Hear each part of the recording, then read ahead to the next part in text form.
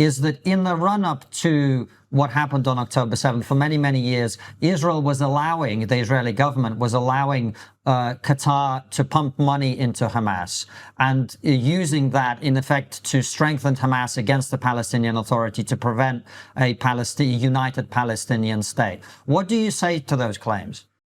So recently, the Trigonometry podcast interviewed Israeli Prime Minister Benjamin Netanyahu and asked him a question I don't think he wants to get, and that's, did you facilitate the funding of Hamas through Qatar at any point prior to October 7th? I can't wait to see what he says about this. Please like the video and subscribe to the channel. Well, I think it's hogwash. I mean, we're stuck with Hamas. I was actually against leaving Gaza and resigned from the government when it did so, when it decided to tear out the settlements, because I said this will be overtaken by Hamas, and Hamas will use it as a platform, will use Gaza, a de facto Palestinian state in Gaza, to pellet us with missiles and rockets, the surrounding cities. This was poo-pooed by the government at the time. I thought it was insane. But once they gave up Gaza, that's exactly what happened. Hamas took it over and turned it into a terror bastion. And the question was, what do you do with it?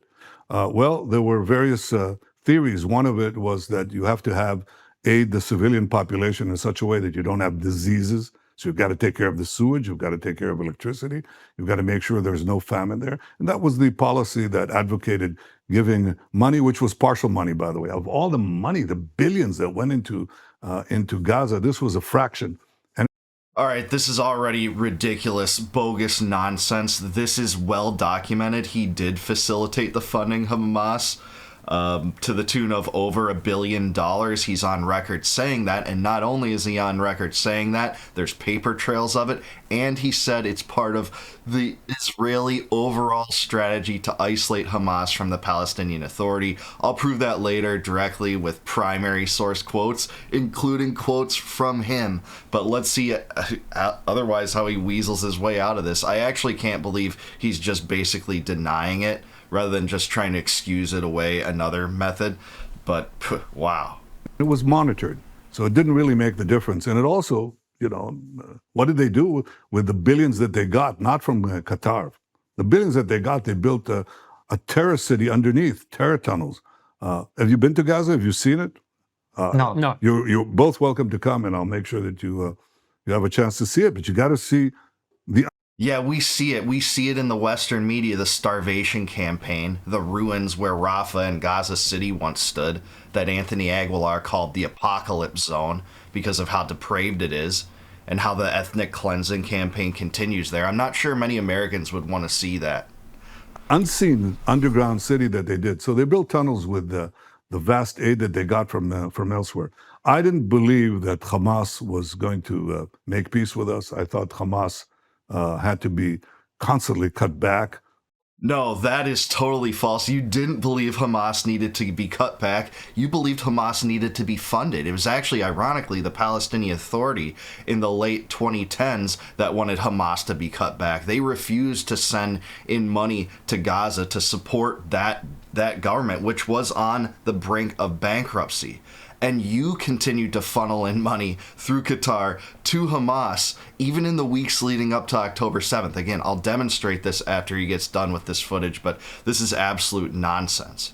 I myself, of the 4 military operations that we had since the rise of Hamas, since its takeover of Gaza, I led 3 operations to cut them down, not to accommodate them, killed some of their senior leaders. But there was a question whether we had the consensus, both national and international, to go into Gaza and wipe them out. And the answer was, we didn't have it. After October 7th, that changed. We had that consensus, at least for a while, until the Western leaders buckled, but that doesn't change our understanding. How is there any buckling? All we've seen from our government officials, the vile creatures that inhabit the Washington, D.C. swamp, doubling down on this, deferring to Israel in every regard for what they're doing in Gaza. Buckling? No, not from your chief financier, not from the United States, which, by the way, shelved its own interests in negotiating with Iran to join your foolhardy, idiotic regime change attempt in Iran, by the way. And that we have to get rid of Hamas. Did Those you know monsters have about to the go. terror tunnels before October the 7th? Were Yes, you of course. aware that they Yes. were building them? Yes, of course. We knew. We didn't know the full extent because it's underground and there are limited ways. I think Israel has very good intelligence, but intelligence is collection, and that is always limited. And then you have to have your assessments. That is also limited. Yes, did we know about underground tunnels? Of course. Yeah, we knew it. All right, there's so much to dive into regarding this, but it's a total load of hogwash. It's well documented not only from Netanyahu himself, but also Netanyahu's subordinates that they were funding Hamas, deliberately so, because they believed that it would destabilize the Palestinians against each other, putting the Palestinian authorities at odds with Hamas such that no two-state solution could ever be negotiated. And again, this is well documented not only by Netanyahu, his subordinates, and even other prime ministers of Israel. And mainstream media has covered this not only in the United States, but Israel itself. So let's just take a little look at that. Right here, even from this source, CNN, and I don't defer to CNN on a lot for good reason, but I'm using this in particular in this article, which is replicated in many other news avenues to show that it's even mainstream accounts that are most likely to back the Zionist narratives that show this. Qatar sent millions of Gaza for years with Israel's backing. Here's what we know about the controversial deal. Right here it says that this began in 2018. There is some evidence it began before that, at least in more clandestine payments. But, from that point forward, $1.3 billion in total was sent there. And this was at a time where the PA opposed the Qatari funding. So, and by the way, did the Zionists credit the Palestinian authorities for not funding Hamas at that time? No, they still called them terrorists no matter what, which they always do to the Palestinians. And Israel approved this when Netanyahu was serving his tenure as premier. And the prime minister defended it. He said it was made in coordination with security experts and it was part of a strategy. We'll revisit that in another time in just a few minutes when we talk about what he said in the 2019 Likud party meeting, largely echoing this. And these payments continued. Qatar was prepared to provide the funds to the Gaza Strip as early as 2014. And they said we defer completely to the Israelis as whether this was something what they wanted to do or not. Again, widely documented. And why did the Israel back the payments? Well, Netanyahu's on record about that too, but here's Major General Amos Gilad. He was a former senior Israeli defense minister official. He told CNN that there was a belief that it would weaken Palestinian sovereignty. There was also an illusion, he added, if you fed them with money, they would be tamed. Yeah, I mean, that's absurd, but that is what they were going with. Netanyahu had a slight twist on that, but we'll talk about that again. But this isn't just limited to the facts on the ground. Here's a political article that talks about what Ehud Olmert said about this. He said, in the last 15 years, Israel did everything to downgrade the Palestinian Authority and to boost Hamas. Gaza was on the brink of collapse because they had no resources, they had no money, and the PA refused to give Hamas any money. Bibi saved them. Bibi made a deal with Qatar and they started to move millions and millions of dollars to Gaza. Not just limited to that one former prime minister, also Ehud Barak. Ehud Barak said, the strategy is to keep Hamas alive and kicking, even at the price of abandoning the citizens of the South to weaken the Palestinian Authority in Ramallah. And this was widely reported in many, many publications over the course of years, including the years immediately prior to October 7th, and even 2 weeks prior to October 7th, cash payments continued to flow via Qatar as the head of Mossad traveled to Qatar to continue facilitating that arrangement.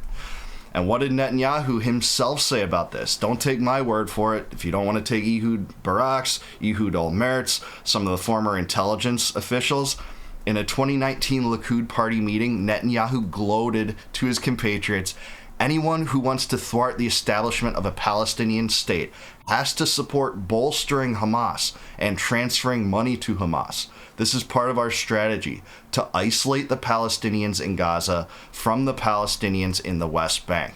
That's exactly what this was aimed to do. This was aimed to create a system in which no one wanted to negotiate or support the establishment of a Palestinian state, because then they'd be establishing it with this terrorist group. No one wanted to do that. And it was an attempt to drive a wedge as far as possible between Hamas and the Palestinian Authority in the West Bank. And that is what led to this article. So if you don't want to believe me, you don't want to believe American publications, you don't want to believe any of Netanyahu's words, this is what the Times of Israel wrote about it. For many years, Netanyahu propped up Hamas. Now it's blown up in our faces. This was written the day after October 7th, and it details a lot of these things in this article. So this is exactly what this is. I'm glad that Konstantin Kisin asked him this question. I'm actually kind of surprised about that because he's a diehard Zionist, but I'm glad this question was on the table because very few Western journalists have asked Netanyahu this question. I don't know of any since October 7th, actually, because all we've gotten is a barrage of propaganda designed to support what Israel's doing in Gaza. And by the way, it's a genocide. It's a starvation campaign. It's ethnic cleansing, and it's part of the Greater Israel Project, an attempt to widen Israel's borders to the detriment of Palestinians and neighboring nations like Syria and Lebanon. That's where they're trying to expand their West Bank settlements and potentially into Sinai, parts of Iraq, etc. This is what they always aspired to do. You know, Ben Gurion wrote about it. You know, this goes back to the beginning of the modern globalist Israeli state. So that's where we're at. This was a total bogus line. Netanyahu did fund Hamas, and what I think is especially ironic is how they always blast Iran for sending money to Hamas. They say that, you know, Hamas is just a proxy of Iran, so by fighting Hamas, we're fighting Iran too at the same time.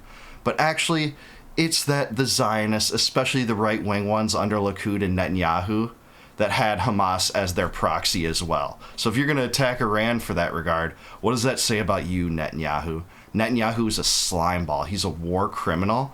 And every time he's lying, you can tell immediately by one thing. He moves his lips. That's how this was bogus. Netanyahu's funded Hamas time and time again, over and over, from almost the jump.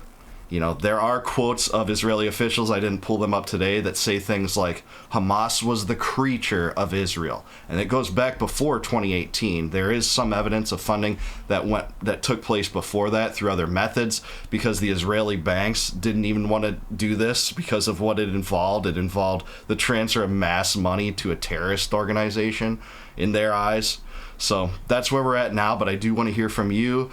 What do you think about Netanyahu's lie? Are you surprised that he answered this question in this way, or did you think he would spin it a different way? Why are Americans so generally unaware of this question? If Americans were aware of this question, did you think that it would change their minds in many ways toward Israel? Let me know in the comments below. Like the video, subscribe to the channel, also subscribe to Trigonometry. I don't agree with these guys a lot, but I'm glad they asked this question at least. And please consider becoming a member. If you click the join button below, you can be a member of my channel, support the channel, and I'll appreciate that. And in return, I'll give you access to all of my members only videos before they go live to the general public on YouTube. Until I see you guys next time, no more war, no more debt, no more inflation, and no more empire. Peace out, guys. Catch you in the next one.